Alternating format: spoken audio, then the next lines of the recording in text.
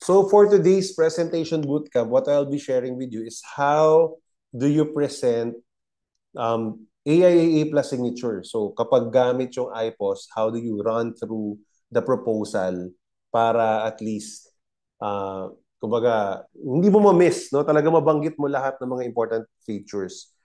Previously, before this, we already have a recorded version of ACP and all-in-one. It's already uploaded in our YouTube channel as well, so you can find it.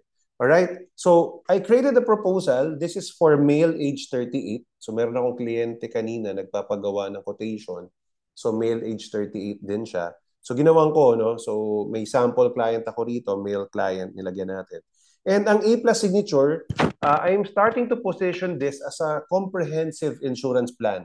Not even an endowment. It's a comprehensive insurance plan. Sabi ko nga doon sa isa kong video, bakit ka pa bibili ng VUL kung meron namang ganito? No, guaranteed yung life insurance coverage mo up to age 100. Guaranteed yung paying period. Hindi ka mag-aalala kung tataas o bababa yung market. Tapos guaranteed yung payout mo every 2 years for the rest of your life.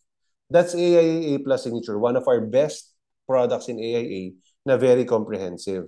So, since comprehensive insurance plan ang pinag-uusapan natin, lalagyan natin lahat ng mga riders. So, tignan natin yung pinakamura, no? So, 250,000 na face amount, that's the lowest, wherein 10% niyan yung makukuha mo, mawi-withdraw mong guaranteed payout every 2 years, so 25,000.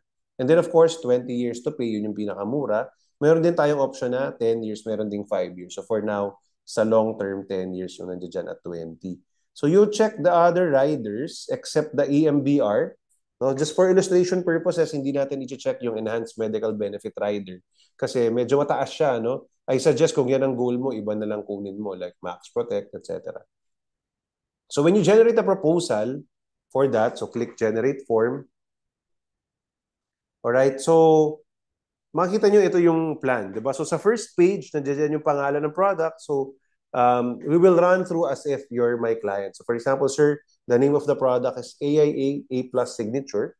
And again, napansin nyo po dito yung age nyo po is age 38 because it's the nearest birthday or laging plus 6 months ng birthday mo. Yun yung po yung magiging insurance age. Alright? Tapos, scroll na lang po natin doon sa coverages. No? So 20 years to pay po ito as seen earlier. And then ito po yung mga benefits na meron ka dito sa A Plus Signature. This is a very comprehensive plan.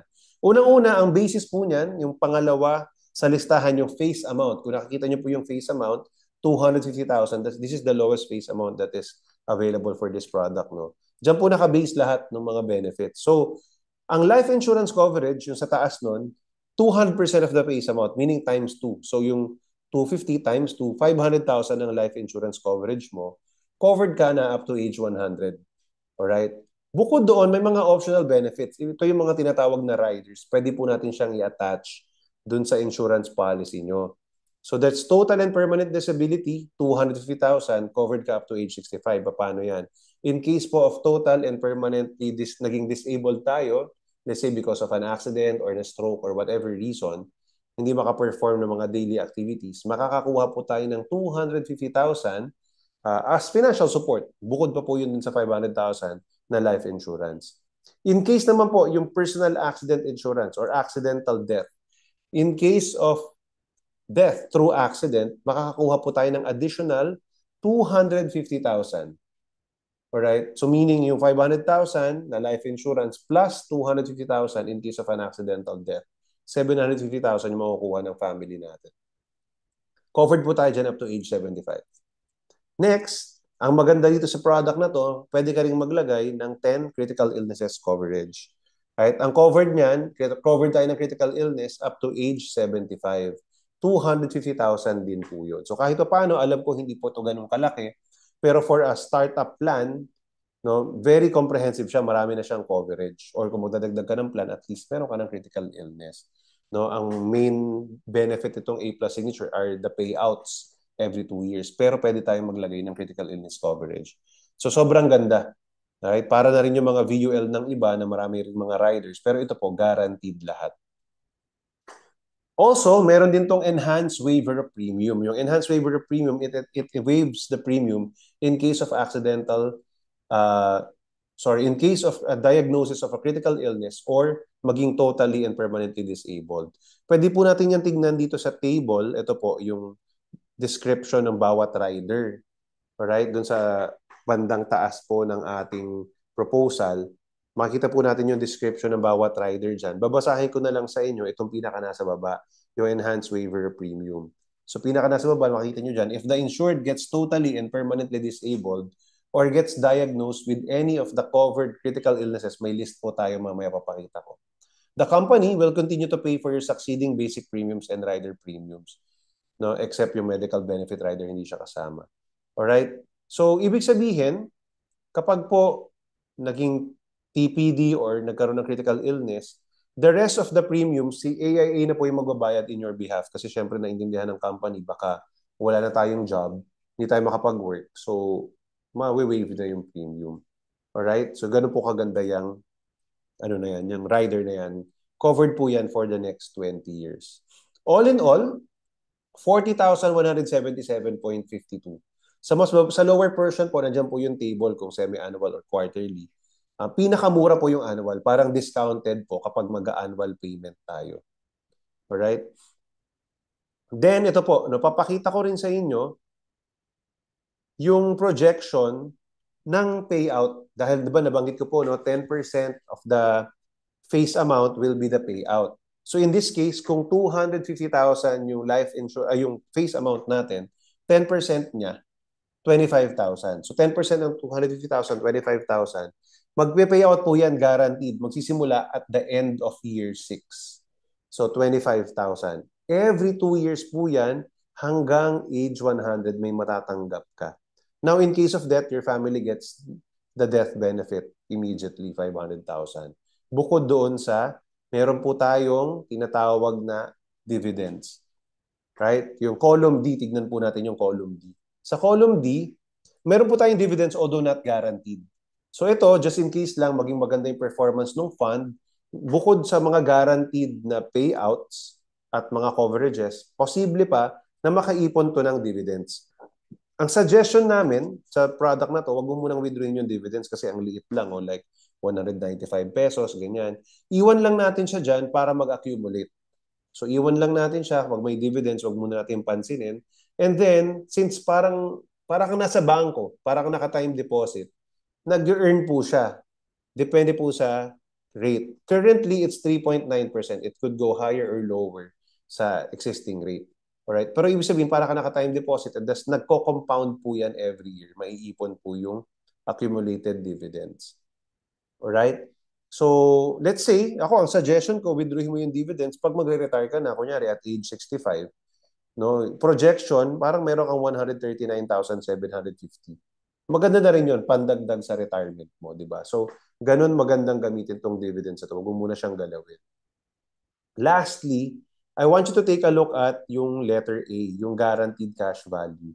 Ito po, lahat ng whole life plans or traditional plans, meron pong cash value. Ibig sabihin, ito po yung savings sa loob ng life insurance mo na just in case you decide na hindi mo na kaya magbayad, may mawi-withdraw ka pong sukli. So let's say after 10 years, tignan po natin dyan sa table, 10 years, 48 ka na. So nakabayad ka ng 10 na 40,000, pero pagdating during that time, hindi mo na kaya magbayad, you decided na sige, i-give up ko na yung plan. Pwede naman. Kaya lang syempre, it will be lower, significantly lower than what you paid for. So in this case, ang guaranteed, 159,133. Alright? Guaranteed po yan, hindi na po yan bababa kasi hindi po to VUL. Alright? Guaranteed na yung value na yan. Now, kung hindi mo siya withdraw, let's say withdraw mo siya at age 65, may 386,480. Still, lower pa rin siya sa naibayad mo na 40 times 20, mga 800,000. But still, at least makita mo na meron kang parang safety net or emergency fund. I call this, ito yung final emergency fund mo. Wag mo siyang gagalawin until sobrang wala ka na talaga, wala nang choice. Alright? Kasi pag withdraw mo yung cash value, mawawala na lahat ng benefits na diniscuss ko for you. Alright? So yan po ang mga coverages ng A+ signature. Yan po yung mga benefits niya. By the way, yung total death benefit, yung 500,000, which is the guaranteed death benefit, plus kung mayroon man dividend. So yung pinaka nasa rightmost table or column, Di ba? B plus D siya. Nadadagdag kung meron man yung dividends. Makukuha mo yun. Alright? Yung payout, mag-i-stop na upon death. Lastly, gusto kong ipakita yung list of critical illnesses. Ito rin po yung sa personal accident insurance, meron din po dyan. Pero ang pinakamahalaga natin pag-usapan yung list of covered critical illnesses. Alright? So sa accident kasi pwedeng hindi lang siya death, pwedeng may mga dismemberment, may maputol na kamay, daliri. Meron siyang corresponding percentage na makukuha. Hindi na natin isa-isahin masyadong mahaba. But for critical illnesses, ito po yung 10 major illnesses. Although 10 lang siya, ito major naman po itong mga na to. So sobrang sulit na rin kasi ito yung kadalasan na nagiging sakit lalo na sa Philippines. So number 1 is cancer, all types of cancer. Number 2, coma, end-stage lung disease, heart attack, HIV, kidney failure, liver cirrhosis, stroke, terminal illness, and then vital organ transplant. So lahat po yan, covered po, no, yung critical illnesses. No, critical illnesses covered po natin yan. No? So up to age 75, yan po yung AIA A+ signature. So do you have any questions? Alright, so at this point, I asked them kung meron silang questions, etc. But sometimes naman, I asked in the middle, kunyari, diniscuss ko muna itong price. Let's say 40,000 po siya, ganyan. Ito po yung annual. May mga questions po ba kayo? Pag wala na, tsaka ako i-discuss yung other things na diniscuss ko, parang yung second half, yung mga payout, etc. And all. No? So you can do that. Ang mahalaga, you ask questions in the middle of the presentation para hindi info dump, no? Puro tinapon mo na lang sa kanila lahat ng information, no? Hindi ganoon. No, para at least may ma-pick up din makita mo kung naintindihan or klaro ba, 'di ba? Para hindi too much information. Lastly, pag na-feel mo na pa medyo namahalan, tsaka mo lang gagawin to. Tsaka mo lang aalisin yung mga riders. Alright? Pwede mo kasing alisin yung mga riders. So pag parang namahalan or feeling mo ang habol niya lang yung payout, o sige, tanggalin mo yung riders, generate ka ng proposal ulit, no, with the same face amount. Yung kaninang 40,000, ngayon po, is only 33,847.50. Alright, so ibig sabihin tinanggal yung mga optional benefits kung napansin mo dyan, zero. The same po, pareho pa rin, face amount 250,000.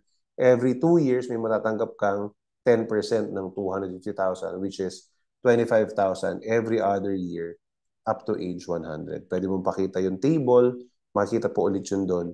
Walang nagbago. Alright, yung premium lang. Tsaka of course, yung mga dividends lumiit. Alright? So yun po, yung A+ signature natin. So do you have any questions? No, type po kayo dyan.